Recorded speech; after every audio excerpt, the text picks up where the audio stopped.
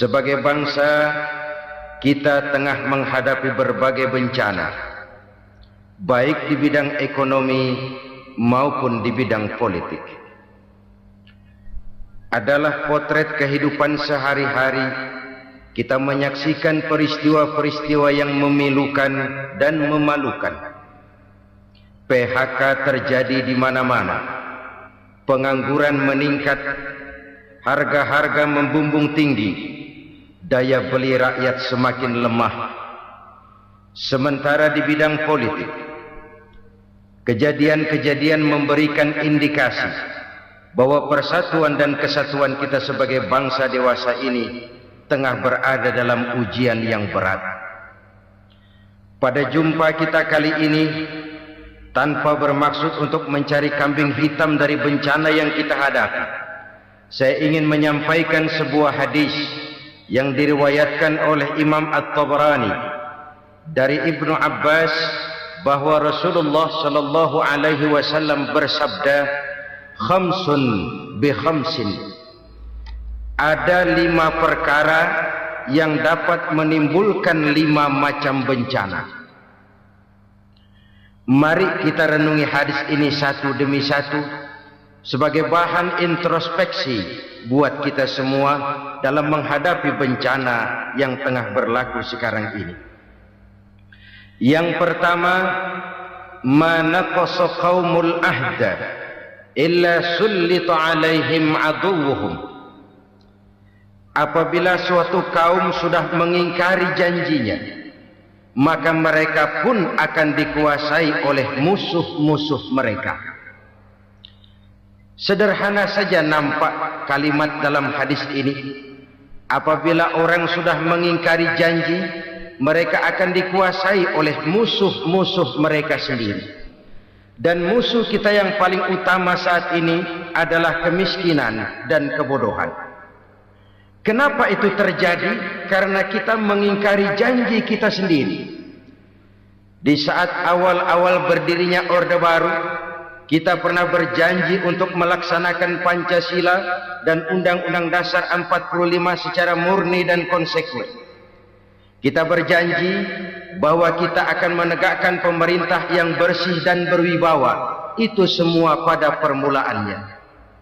Waktu demi waktu berjalan, kita lupa dengan janji yang kita ucapkan itu. Ketuhanan yang Maha Esa kita ucapkan, tapi kesetanan yang luar biasa yang kita lakukan.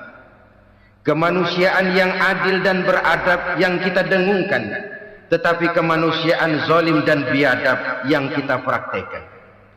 Sederhana saja saudara, hampir setiap pejabat pada posisi-posisi kunci, di awal-awal ia memangku jabatan itu, biasanya ia mengucapkan sumpah dengan lafaz demi Allah, bahwa dalam melaksanakan jabatan ini saya tidak akan menerima hadiah atau pemberian dalam bentuk apapun. Itu pada permulaannya. Lama-lama rupanya hadiah itu asik juga, mulai diterima. Lama-lama dirasa kurang, mulai menagih. Dan akhirnya terjadilah praktek yang disebut suap menyuap, semir menyemir, dan lain sebagainya. Kalau ini sudah menjadi kenyataan, bagaimana kita mau menegakkan pemerintah yang bersih dan berwibawa? Undang-Undang Dasar 45 menyatakan bahwa bumi, air, dan seluruh kekayaan negara dikelola oleh negara bagi sebesar-besar kemakmuran rakyat. Yang terjadi adalah bahwa kita merasa mewakili rakyat untuk menikmati harta dan kekayaan negara, sehingga rakyat banyak tidak bisa ikut menikmatinya. Menumpuklah harta itu sehingga terjadilah pepatah, gunung ditimbun, sumur digali. Yang kaya semakin kaya, yang miskin semakin terpuruk. Kita ingkar dengan janji yang kita ucapkan di awal-awal kita bergerak. Kita ingkar dengan janji pada saat kita mengatakannya dengan menyebut nama Allah, dengan mempertaruhkan nama Tuhan, sehingga pada akhirnya jabatan pun mengalami tender. Sudah menjadi rahasia umum, orang mau jadi lurah mesti mengeluarkan uang, Mau jadi camat, mesti mengeluarkan uang. Mau jadi wali kota, bupati, bahkan gubernur, itu ada pasarannya. Secara logika, kalau orang memperoleh satu jabatan karena banyak mengeluarkan uang, tentu pada saat ia mengeluarkan uang, ia sudah punya pemikiran, modal pasti pulang, modal pasti kembali. Kalau orang memperoleh suatu jabatan karena banyak mengeluarkan uang, maka langkah pertama yang dia lakukan setelah memangku jabatan itu ialah bagaimana uang bisa kembali, bagaimana modal bisa pulang.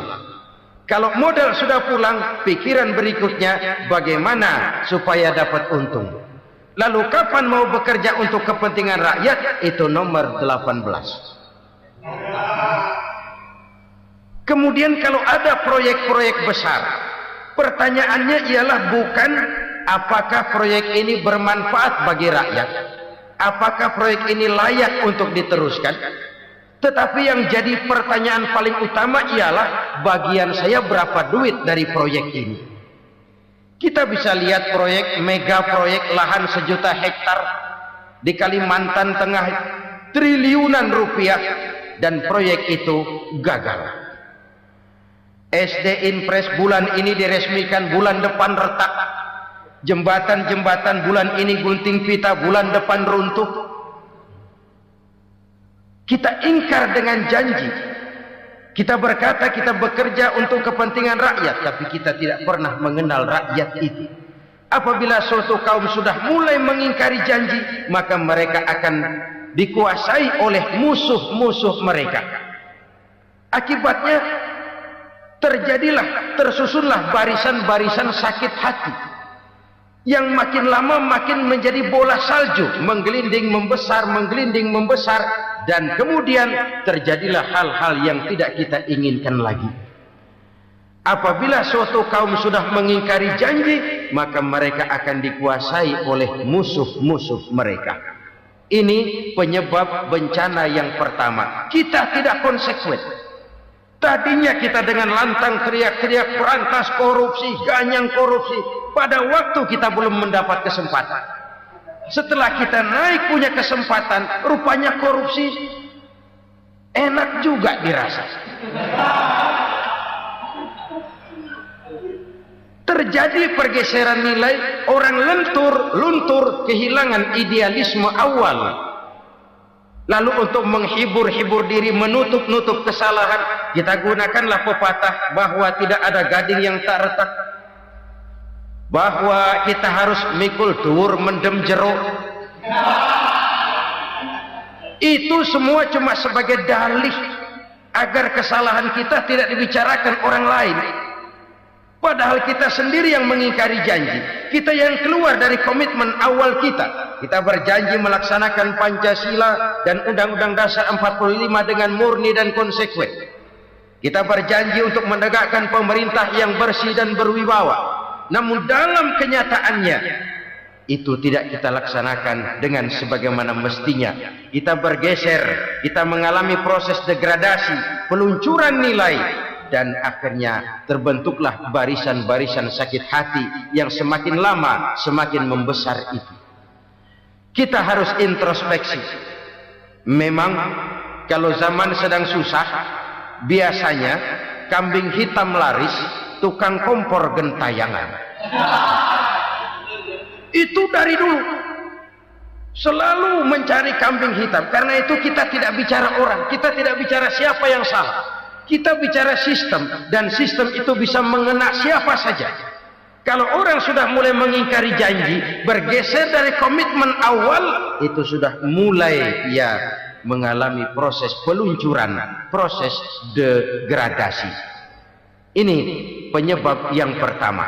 Kita tidak lagi konsekuen bahwa bumi, air, sumber daya alam adalah milik negara, dikuasai oleh negara, digunakan bagi sebesar-besar kemakmuran rakyat. Ternyata rakyat yang makmur itu tidak merupakan gambaran yang menyeluruh dari rakyat kita. Undang-undang dasar kita menganut ekonomi kekeluargaan, tapi yang kita praktekkan adalah ekonomi keluarga. Kalau bukan keluarga nggak dapat proyek. Kalau bukan keluarga nggak dapat macam-macam. Kekeluargaan kita rubah menjadi keluarga. Timbullah penyakit nepotisme. Kita bergeser, kita ingkari janji. Dan kita anggap kita atasnamakan rakyat. Rakyat cuma sekedar jadi adres. Rakyat cuma sekedar jadi alamat. Tetapi kehidupan mereka tidak banyak berubah dan tidak banyak terangkat. Kaum muslimin rahimakumullah. Ini penyakit yang pertama. Penyebab bencana yang pertama. Yang kedua kata Nabi, wa ma hakamu bighairi ma anzalallah. Apabila hukum yang diterapkan sudah tidak lagi bersumber dari hukum Allah, illa fasha fihimul faqr, maka akan bertebaranlah kemiskinan di mana-mana. Ini artinya apa? Apabila hukum tinggal sebuah stempel, apabila hukum sudah diatur menurut kepentingan, apabila hukum sudah tidak lagi ditegakkan secara adil, maka kemiskinan merambah di mana-mana. Hukum diatur menurut selera orang yang sedang berkuasa, maka yang benar bisa jadi salah, yang salah bisa jadi benar. Hukum dalam kenyataan hidup berlaku seperti pisau. Pisau itu kan saudara lihat, yang namanya pisau dimanapun itu tajamnya ke bawah, ke atas tumpul. Kalau hukum itu kalau untuk rakyat, hukum itu tajam bukan main, cepat sekali dilaksanakan. Tapi giliran menengah ke atas yang gedean dikit berbuat salah, hukum tumpul. Hukum pura-pura tidak dengar. Akibatnya terluka rasa keadilan rakyat. Satu kasus rakyat diam, dua kasus rakyat diam, tiga kasus rakyat diam. Kasus terakumulasi di hati rakyat. Luka rasa keadilan dan itu menjadi sumber bencana. Penjarahan, kita tidak setuju itu. Tapi kita harus melihat kausalnya. Itu kan tidak berdiri sendiri. Itu kan karena terlukanya rasa keadilan rakyat. Melihat kesempatan ini tidak merata. Kalau rakyat ini yang ngajukan kredit ke bank, walaupun jumlahnya cuma jutaan, ratusan ribu, susahnya 17 setan.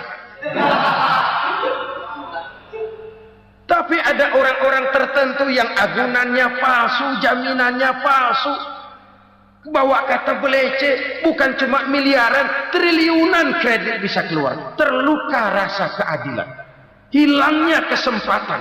Rakyat cuma dapat kesempitan, jarang dapat kesempatan.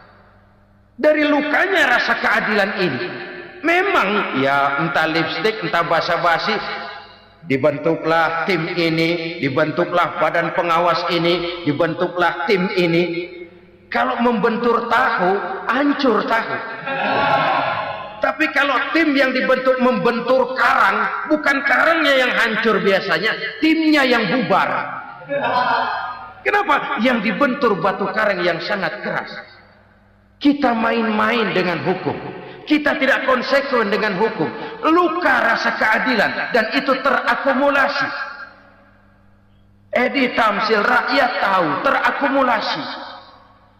Menguap begitu saja. Kasus-kasus lain rakyat tahu, menguap begitu saja. Ketidakadilan terakumulasi, mengendap di hati rakyat, menunggu ledakan. Pada saat sumbu meledak, rakyat tidak bisa dibendung lagi. Oke, kita tidak setuju dengan penjarahan, tapi jangan melihat itu sebagai peristiwa yang berdiri sendiri. Kenapa itu terjadi? Kausalnya kenapa? Oke, kita tidak setuju memang, tapi yang dijarah oleh rakyat kan memang cuma untuk perut. Yang dijarahkan beras, yang dijarahkan televisi, yang dijarahkan kulkas yang masih bisa dihitung, yang memang real untuk kebutuhan rakyat. Penjara-penjara berdasi kepala botak yang menguras uang rakyat habis-habisan, enak saja melenggang dalam kehidupan ini. Makin terluka rasa keadilan rakyat. Apabila hukum yang diterapkan sudah menyimpang dari keadilan yang diajarkan Allah, fasyafihimul fakru, bertebaranlah kemiskinan. Aneh, memalukan, memilukan. Sebuah negara agraris yang katanya pulaunya hijau royo-royo, gemari palau jenawi toto tentem kertora harjo, yang tahun 93 pernah mendapat penghargaan dari FAO, Badan Pangan Sedunia, sebagai negara yang berhasil dalam swasembada pangan. Sekarang ini kita terpaksa betul beli beras dari Vietnam, beli beras ke Kamboja, beli kedelai dari Kamboja. Kenapa? Lahan sawah kita habis ditanami pabrik. Teknologi kita, teknologi loncatan yang non-applied, tidak terpakai oleh kita. Lantas lahan yang tidak bisa kita tanami, kita paksakan lahan-lahan gambut menjadi tanah pertanian yang subur dengan biaya triliunan, dan kita gagal. Kita cari jarum dan kapak hilang. Kita mau jadi negara industri dengan loncatan teknologi yang maju, kita lupakan pola pijak kita sebagai negara agraris, dan akhirnya kita kecolongan. Lihatlah dewasa ini, rakyat kita antri sembako di mana-mana.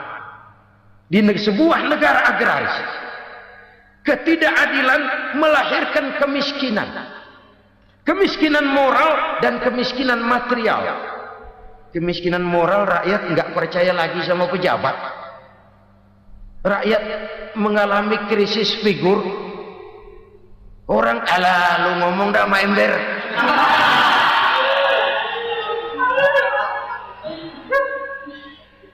Penataran yang menghabiskan biaya miliaran itu melahirkan pejabat-pejabat korup. Pengawasan yang menghabiskan biaya miliaran itu ternyata impoten, mandul. Kemiskinan moral. Jujur saya berkata, saudara-saudara, setelah pintu reformasi dibuka, itu yang masuk memang macam-macam. Ada yang memang punya tujuan murni, konsekuen, dan punya konsep. Ada yang nunggu di tikungan, begitu mobil lewat nyamber pintu, berangkat ikut reformasi.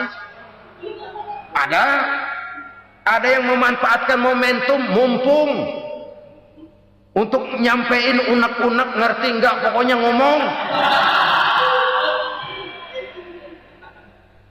Sehingga keadaan semakin rancu, kebingungan semakin menjadi-jadi, masalah yang paling urgen tidak terselesaikan.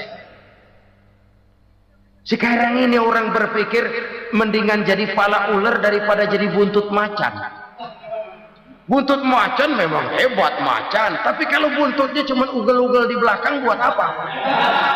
Mendingan jadi pala ular, kecil juga nyaplok. Artinya ya biar kecil juga kalau punya partai kan gagah. Lalu rame-rame bikin partai kayak bikin arisan. Orang makin mengalami dislokasi. Semua mau jadi pahlawan, semua mau nomor satu, semua ngomong. Iya kalau bidangnya, kalau bukan makin rancu. Marilah lewat kesempatan ini saya mengajak kita untuk tahu diri. Biarkan politisi ngomong politik, biarkan ekonom menata ekonomi, biarkan praktisi bicara soal hukum, biarkan rakyat munajat, istighfar, mohon pertolongan Allah. Tahu diri kita. Kalau memang ayam, kukuruyuk aja dah. Kalau memang kucing, ayo ngeong. Kalau kambing, silahkan ngembe. Udah tahu ayam, ngeong bunyinya. Suaranya palas, orang nggak ngerti, bingung, makin menjadi-jadi. Ibarat kesebelasan sepak bola bangsa kita sekarang ini, rame-rame mau bikin gol, kiper ikut nyerang sekarang. Memilukan dan bahkan memalukan. Wa ma hakamu bighairi ma anzalallah illa fasyafihimul fakru. Kalau hukum yang diterapkan sudah menyimpang dari keadilan yang diajarkan Allah, bertebaranlah kemiskinan di mana-mana. Coba sekarang ini, yang punya duit bingung, apalagi yang kagak punya duit.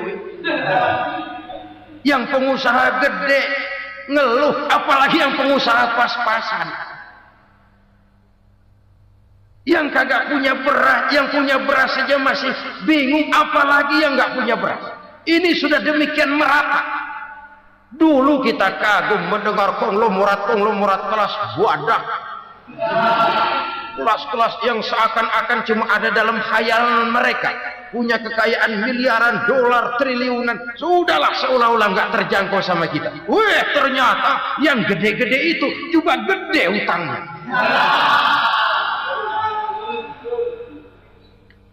Dan rontok satu demi satu. Ternyata rakyat selama ini cuma dialamatkan, cuma dijadikan address. Rakyat yang tidak banyak ngerti persoalan ini harus menanggung hidup ini begini berat, harus menanggung beban hidup ini begini tinggi, daya beli semakin lemah, semakin terpuruk dan terpuruk, sedang keadaan belum juga banyak berubah. Yang hutang sama luar negeri itu kan bukan rakyat kecil, Ciano.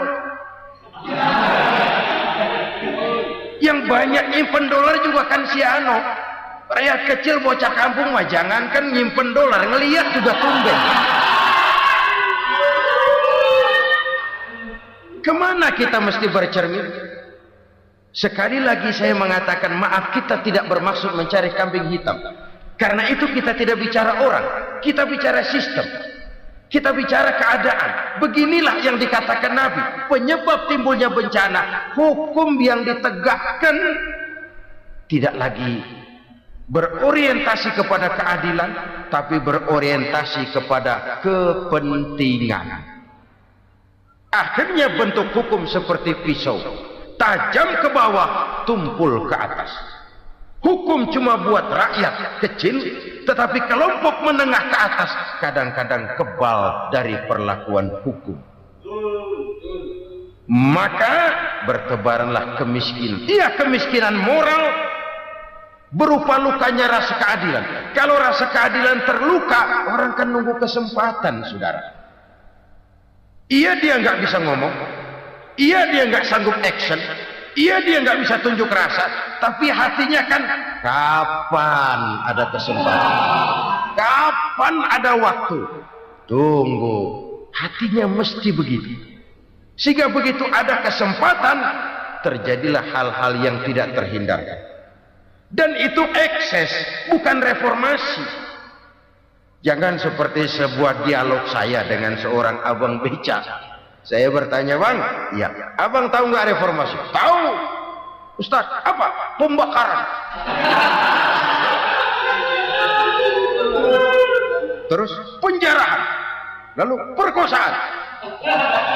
Itu reformasi. Itu yang saya lihat. Nah, itu yang dia lihat. Saya tentu tidak menyalahkan abang beca kita, karena memang itu yang dia lihat dan sejauh itu wawasannya. Tapi ini indikasi bahwa banyak rakyat kita yang belum bisa menggunakan kebebasan secara bertanggung jawab. Padahal kebebasan tanpa tanggung jawab tirani. Sebuah contoh gampang-gampangan. Saya beli radio, saya setel di kamar saya, lalu saya bilang, ini radio gue. Yang beli gue, pakai duit gue setel di kamar gue, sekeras-kerasnya, gak ada urusan sama orang lain. Itu kata saya. Tetapi tetangga saya sebelah rumah kan boleh juga ngomong begitu.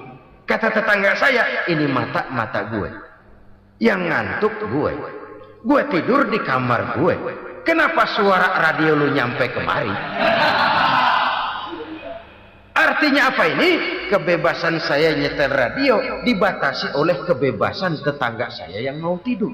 Tidak ada kebebasan mutlak. Kebebasan mutlak tanpa tanggung jawab kembali akan melahirkan tirani, kembali akan melahirkan pemaksaan kehendak. Dan itu lagi-lagi bukan demokrasi. Saudara-saudara kaum muslimin rahimakumullah. Ini penyakit yang kedua, lukanya rasa keadilan, terutama di kalangan rakyat kecil. Itu mengendap menjadi akumulasi dan menunggu giliran kapan bisa dimuntahkan. Dengan kata lain, rakyatnya udah banyak banget makan yang perutnya jadi enak, nyelam. Kapan nunggu muntahnya? Udah begini banyak akumulasi yang mereka pendam di perut ini, sehingga ketika terjadi kesempatan itu sudah tidak terkendalikan lagi. Kita out of control. Saya tidak mentolerir sikap-sikap kekerasan. Bahkan saya lebih cenderung bahwa kalau di rumah kita banyak tikusnya, tikusnya saja racuni, jangan rumah dibakar. Bahwa ada korupsi, ya, ada kolusi, memang ada nepotisme, tentu. Tetapi tikusnya saja racuni, jangan rumah dibakar. Masa mau ngusir tikus bakar rumah? Tikusnya lari, tikusnya selamat, rumahnya ewes-ewes.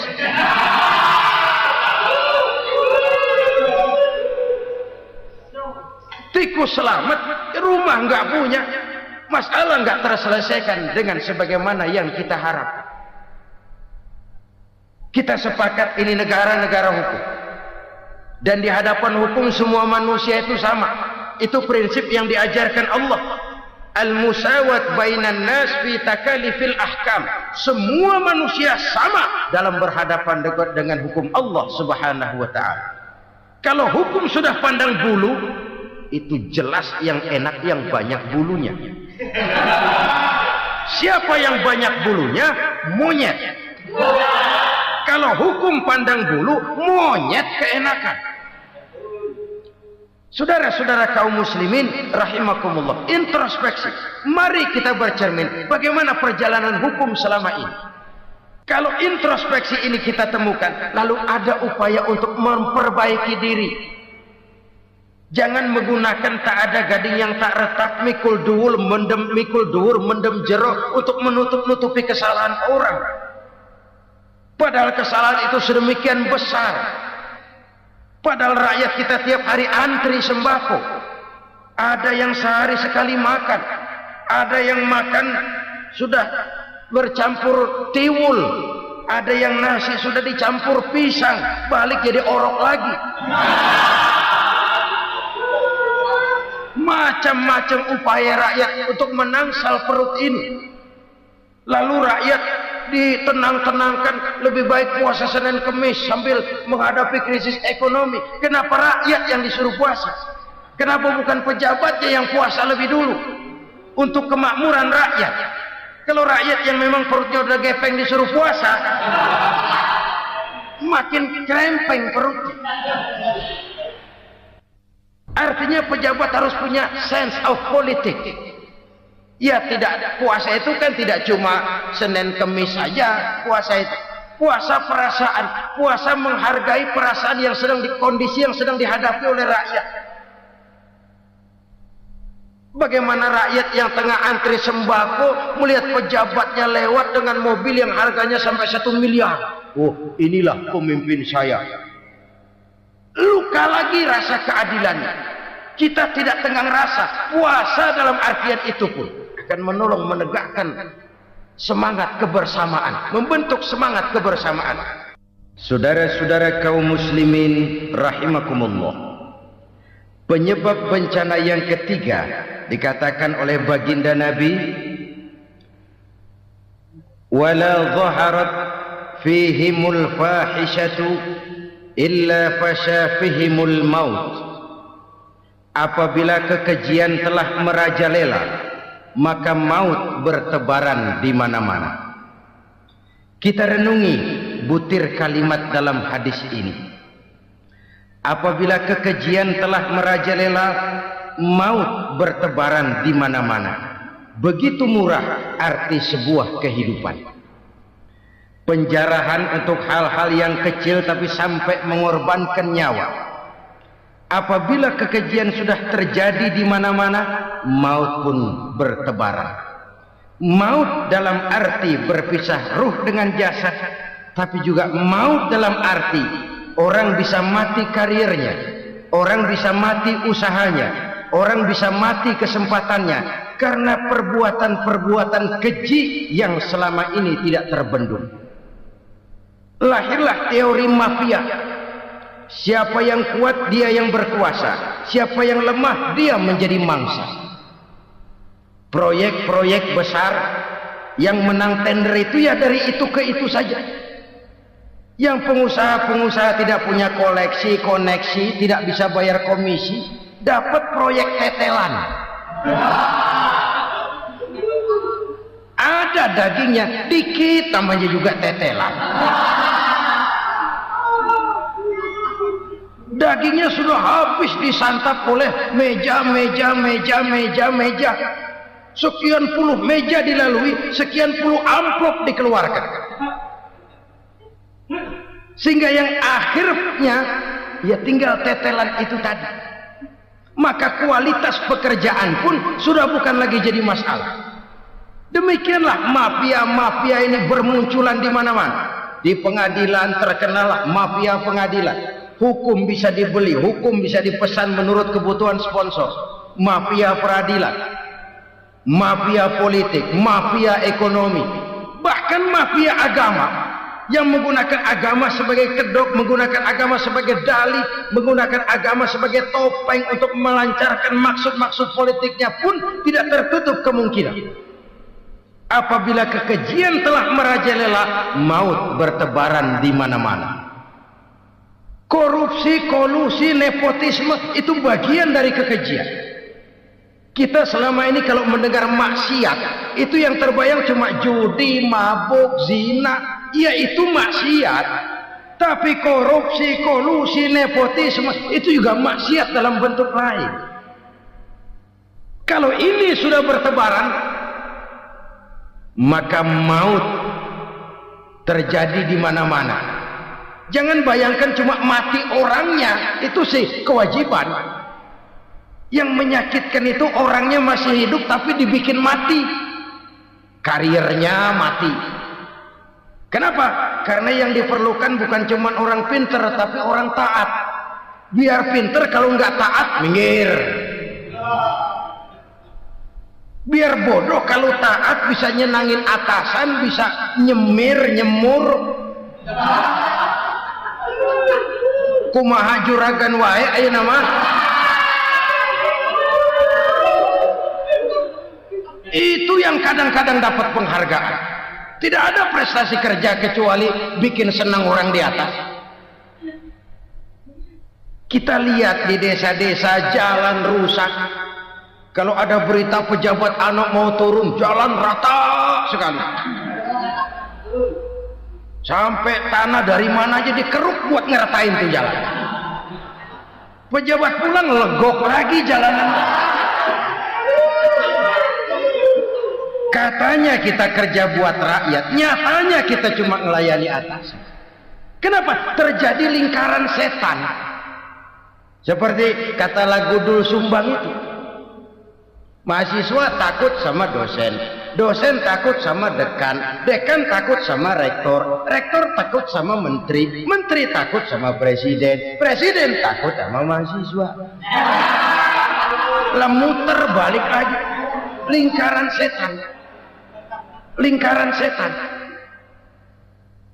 Saudara-saudara kaum muslimin rahimakumullah, kekejian yang merajalela, praktek-praktek mafia yang tertuang dalam kehidupan sehari-hari menyebabkan orang mati karirnya, jasad masih hidup, karir mati, itu menyakitkan. Mati bisnisnya. Rakyat kecil pernah senang ketika cengkeh booming, harganya bagus, rakyat banyak yang pergi haji. Lalu mau ditata, lahir tata niaga cengkeh, malah amburadul. Harga cengkeh jatuh, petani cengkeh kecil menjerit. Siapa yang untung? Segelintir orang. Masihkah kita pakai atas nama rakyat untuk kepentingan nasional, padahal yang nyanyi cuma segelintir orang? Masihkah kita mau bohongi rakyat ini dengan mobil nasional tapi bikinan Korea? Masihkah kita mau bermain verbalisme, bermain kata? Ini sebuah masa lalu yang tidak perlu terulang lagi untuk masa-masa yang akan datang. Kekejian merajalela, orang mati karier. Bisa mati usaha, mati bisnis. Usahanya maju, dirangkul, hancur. Usahanya maju, dipukul, hancur, tenggelam. Bahkan yang memilukan dan memalukan badan-badan usaha milik negara itu dikebiri sedemikian rupa sehingga tidak menghasilkan hal-hal yang bermanfaat buat negara. Saudara-saudara kaum muslimin rahimakumullah, kalau nafsu yang sudah mengatur itu semua, maka kekejian pun merajalela. Orang sudah pakai teori mafia, yang kuat dia yang menang, yang kuat dia yang berkuasa, yang lemah silakan minggir di sudut-sudut kehidupan. Kalau kekejian seperti ini merajalela, maut bertebaran di mana-mana. Banyak orang mati karirnya, banyak orang mati usahanya, banyak orang mati imajinasinya. Sekarang ini dalam dunia seni yang banyak karyawan seni, bukan seniman. Seniman itu kan dilahirkan, lain seniman, lain karyawan seni. Sekarang yang banyak karyawan seni, bukan seniman. Mati karier, mati imajinasi, mati improvisasi, sehingga kehidupan persis sinetron. Sinetron itu yang kita lihat rumah mewah, yang kita lihat rumah bagus. Gak pernah kita lihat di sinetron kita ini rakyat antri sembako. Kita dijejali hal-hal yang indah, yang wah, yang membuat kita tenggelam dalam gaya hidup instan, tenggelam dalam gaya hidup wah. Kita lupa dengan realitas keseharian di tengah-tengah masyarakat kita. Lahirlah kelompok-kelompok selebritis, dibesarkan oleh berbagai media. Selebritis, pilek aja masuk koran, pilek.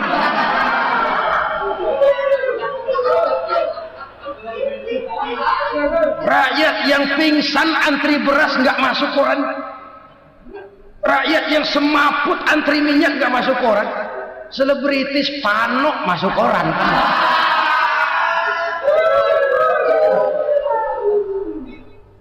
Kita besarkan hal-hal kecil, kita kecilkan hal-hal besar. Kenapa? Kita mengejar oplah, kita profit oriented, tidak lagi berorientasi kepada realitas hidup yang kita hadapi ini. Kalau kekejian sudah merajalela, kata Nabi, maka maut bertebaran di mana-mana. Maut dalam artian maut, coba lihat sekarang begitu murah nyawa. Karena 1000 perak orang mau nusuk bunuh. Karena beras seliter orang khilaf. Begitu murah kehidupan. Tapi kekejian dalam bentuk korupsi, kolusi, nepotisme, kekejian dalam bentuk itu mematikan karier, mematikan bisnis, mematikan imajinasi, mematikan kreativitas. Itu juga maut dalam bentuk lain akibat kekejaman lain. Ini penyebab yang ketiga.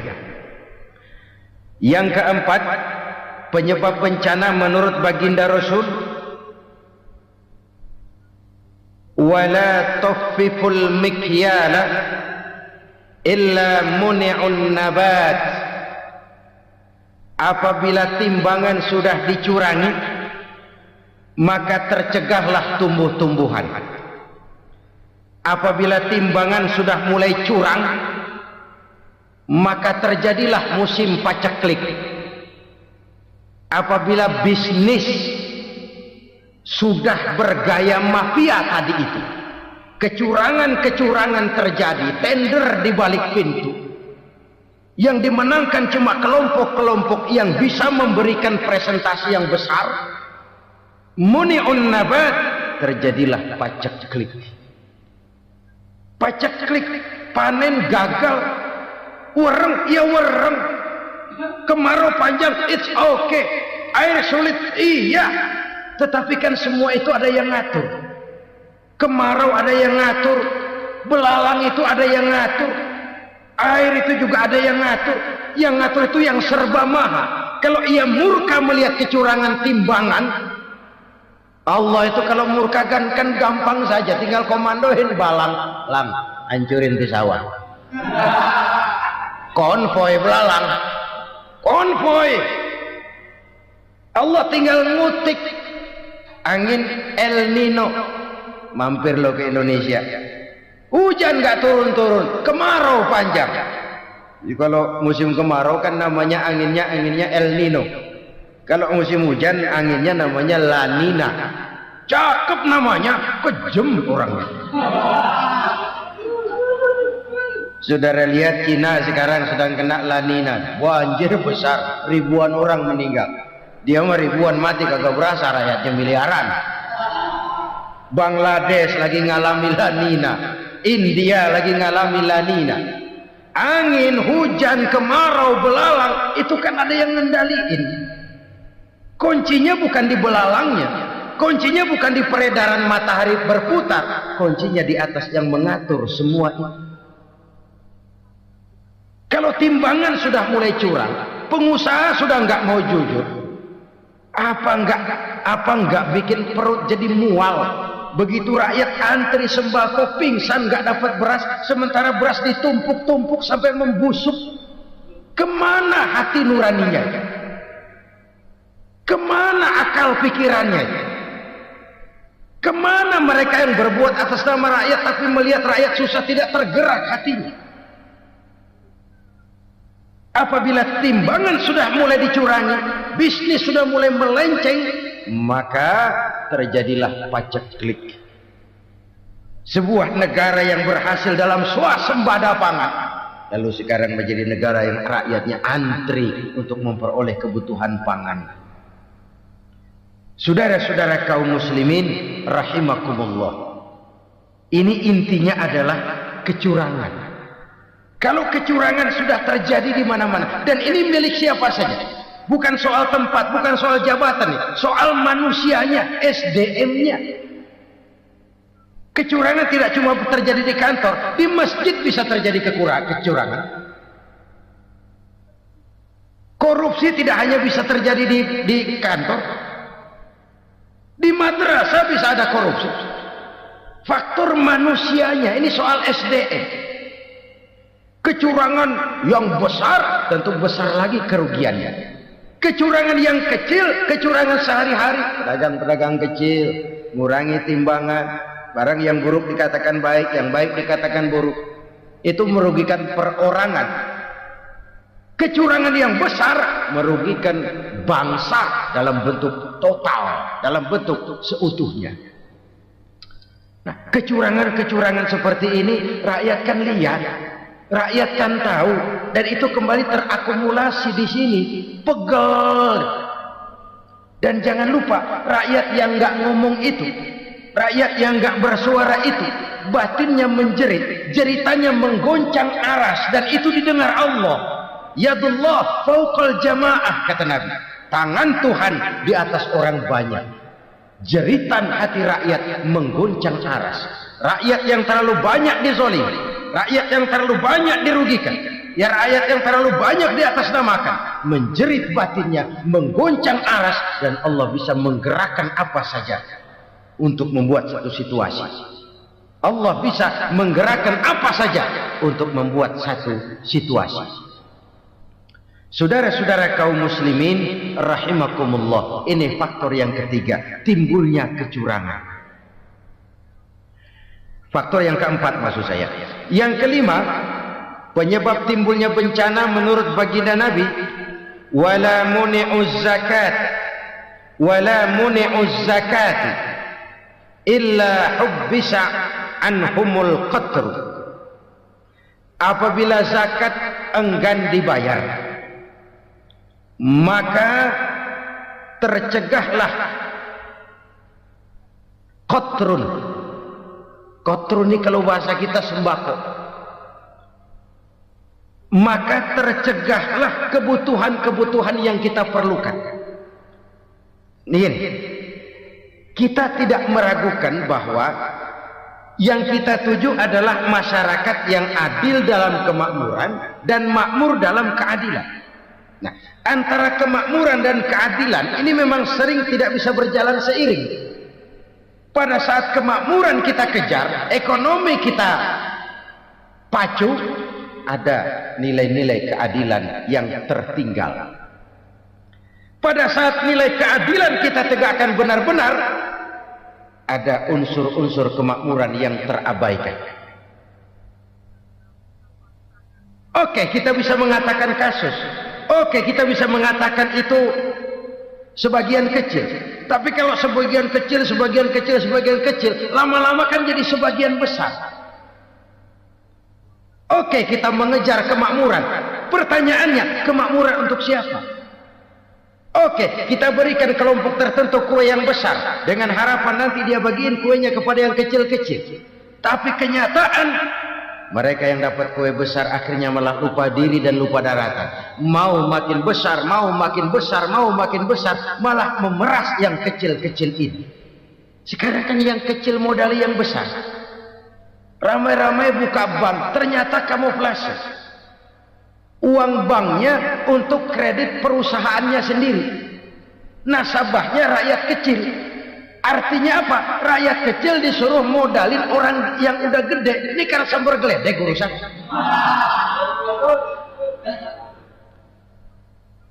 Ini kan permainan apa lagi? Rakyat kecil suruh modali yang gede, nasabahnya rakyat kecil, kumpulkan uangnya di bank, kucurkan kredit kepada perusahaannya sendiri. Bukankah itu rakyat kecil suruh modali yang gede? Sudah begitu kejamkah kita untuk meraih keuntungan dengan mengorbankan orang kecil? Sudah tidak bicara lagi kah nurani kita melihat penderitaan orang yang semakin susah ini? Kalau zakat enggan dibayar, padahal zakat 2,5% saja, 2,5% saja. Kalau itu pun enggan, kalau zakat saja enggan, bagaimana pula yang namanya sedekah, bagaimana pula yang namanya infak, bagaimana pula yang namanya santunan, bantuan. Kadang-kadang lipstick nyumbang si nyumbang, cuman nyolongnya lebih gede. Ini namanya sumbangan lipstick. Buat lipstick itu kan buat ngumpetin bibir pucat. Itu fungsi utama lipstick. Buat ngumpetin korupsinya, nyumbang kegiatan-kegiatan sosial. Tapi yang dia korup lebih gede dari yang dia sumbang. Lipstick kamuflase. Nepu kata anak sekarang.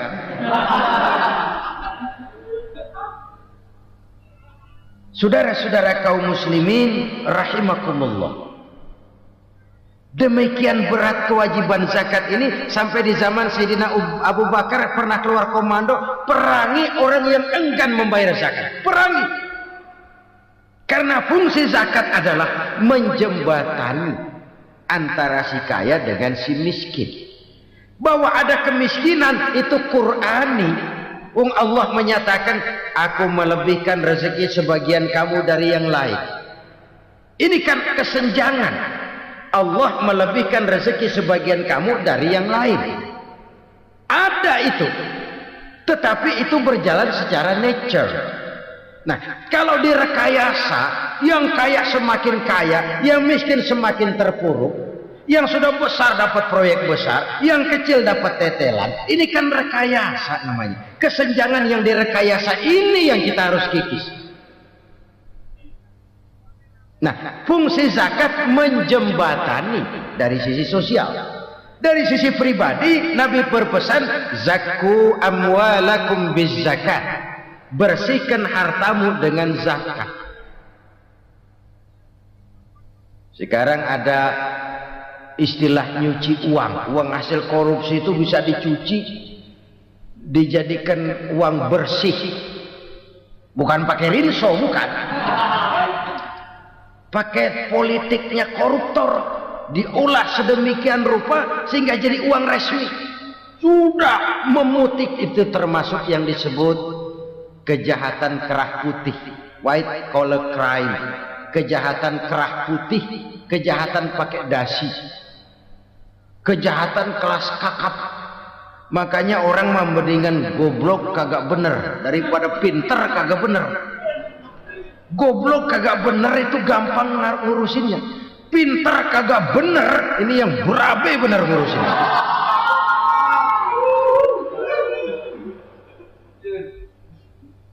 Kita bukan cuma perlu orang pintar kok di zaman sekarang, kita perlu orang-orang bener yang punya komitmen, yang sesuai kata dan perbuatan, yang bisa merasakan apa yang dirasakan oleh rakyat, yang punya sense of politik yang tinggi, yang peka, yang penuh keterbukaan, yang punya wawasan dan pandangan jauh ke depan. Dari sisi pribadi, zakat itu membersihkan harta kita. Ya, dia tercampur dengan yang syubhat, dia bahkan mungkin tercampur dengan sedikit-sedikit yang haram. Itu zakku amwalakum bizakat. Bersihkan hartamu dengan zakat itu. Pada sisi sosial ia menjembatani, pada sisi pribadi ia membersihkan harta kita. Karena itu kalau kita minta berdoa minta rezeki, syarat rezeki itu halalan thayyiban wasi'an. Nggak pernah kurang dari 3 itu. Halal, bagus, banyak. Halal, bagus, tapi sedikit, susah ngaturnya. Halal, banyak, tapi kurang bagus, buat apaan? Bagus, banyak, tapi haram, enggak ada artinya. Sebab kata Imamul Ghazali, kalau kau terlalu suka memakan makanan yang haram, dikunyah masuk ke dalam perut besar, digiling oleh perut besar, menghasilkan energi, menggerakkan sel-sel pembuluh saraf, kau juga akan cenderung berpikir yang haram. Kalau sudah cenderung berpikir yang haram, perbuatan pun akan mengarah kepada perbuatan-perbuatan yang haram. Dulu waktu kelompok Jimbaran 200 konglomerat Indonesia kumpul dihimbau supaya sekian persen kasih pengusaha lemah. Itu kan cuma sekedar belas kasihan, tidak banyak menolong keadaan. Dan bukan itu yang diperlukan pengusaha-pengusaha kecil. Yang diperlukan adalah berikan kami kesempatan seperti mereka dapat kesempatan.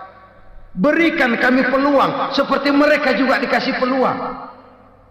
Kalau cuma dikasih 100 juta, 200 juta hari ini, usaha kami nggak ada prospeknya, peluang kagak ada, kan sama juga bohong. Diceburin ke kali, disuruh berenang, tangan diikat, mendingan mampusin ketahuan. Ayo berenang, berlomba, tangan diikat, kaki diikat. Sama saja nyuruh mati.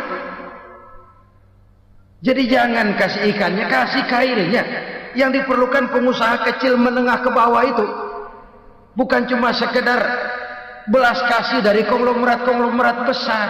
Berikan kami peluang seperti mereka juga dapat peluang. Berikan kami kesempatan seperti mereka dapat kesempatan. Berikan kami kredit dengan kemudahan seperti mereka juga kalau minta kredit begitu mudahnya. Menciptakan peluang dan kesempatan, pemerataan, bukan menciptakan manusia Indonesia dengan standar ekonomi yang sama. Semua rumahnya harus sama, semua punya mobil. Itu sih kebersamaan bebek. Bebek, coba lihat bebek, satu ngalor semua, satu ngidul semua. Kebersamaan bukan itu. Kebersamaan adalah menciptakan peluang. Kalau yang kaya bisa semakin kaya, kenapa yang miskin tidak bisa ikut naik jadi sedikit kaya? Kalau pengusaha yang sudah kuat bisa bertambah menjadi kuat dengan proyek mega proyek, kenapa yang menengah tidak bisa ikut menjadi kuat? Dan kenapa kekejian itu merajalela? Kita dengar lewat berita-berita PLN tekor, PLN utang. Kenapa? Dia beli listrik dari swasta yang belinya lebih mahal daripada penjualannya. Artinya dia beli itu listrik dari perusahaan listrik swasta, dia jual kepada rakyat lagi. Harga jualnya lebih murah daripada dia beli kepada swasta. Kenapa? Ada tekanan lagi tuh. Biasa siklus lagi. Hukum Boyle. Atas neken, paling bawah gepeng. Ya kita nih rakyat kecil Emang nasibnya gepeng-gepeng terus. Saudara-saudara kaum muslimin rahimakumullah, dari 5 penyebab bencana ini kita ambil kesimpulan untuk sebuah renungan dan introspeksi kita bersama. Pertama, mengingkari janji, padahal janji itu yang lebih tinggi nilainya adalah di hadapan Allah Subhanahu wa taala. Baik wakil-wakil rakyat di parlemen maupun pemimpin-pemimpin rakyat di dalam kabinet, apabila memangku suatu jabatan, selalu mereka mengawali dengan sumpah, dan sumpah itu dimulai dengan demi Allah. Sadarkah kita pada saat itu kita ucapkan bahwa kita sudah mempertaruhkan Allah untuk jabatan yang kita pegang? Kita sudah mempertaruhkan nama Allah untuk posisi yang dipercayakan kepada kita. Sadarkah kita bahwa menyia-nyiakan itu satu dosa yang sangat besar, yang tidak hanya kepada Allah tetapi juga kepada rakyat yang kita wakili, kepada rakyat yang kita pimpin. Cukuplah sudah rakyat dijadikan adres, umat dijadikan alamat sebagai numpang. Marilah kita kembali kepada komit awal dengan jujur kepada janji kita sendiri. Lalu yang kedua, kekejian, baik berupa korupsi, kolusi, nepotisme, dan perbuatan-perbuatan lain akan melahirkan kemiskinan. Kekurangan pangan bukan satu-satunya yang menyebabkan rakyat menderita. Lukanya rasa keadilan terakumulasi di hati rakyat, dan jeritan hati rakyat mengguncang aras. Kalau Allah murka, Allah bisa melakukan apa saja untuk menciptakan suatu kondisi.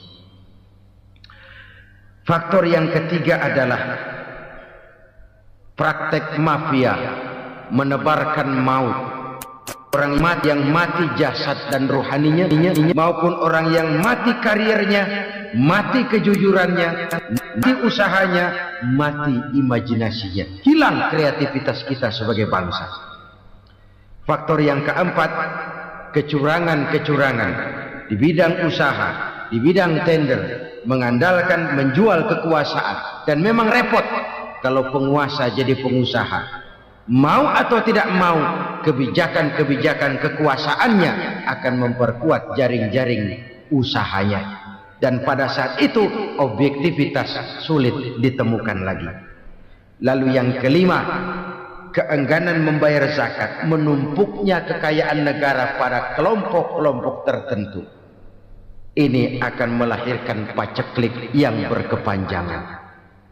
Menumpuknya kekayaan dan harta negara pada kelompok-kelompok tertentu akan melahirkan paceklik dan miskinan yang berkepanjangan. Marilah kita sadar, marilah kita merenung bahwa keengganan kita membayar zakat, menciptakan pemerataan, pada akhirnya akan menjadi musibah buat kita semua. Saudara-saudara kaum muslimin rahimakumullah, sekian dulu jumpa kita kali ini. Mudah-mudahan yang saya sampaikan dari hadis riwayat Imam Tabrani ini menjadi bahan introspeksi buat kita semua.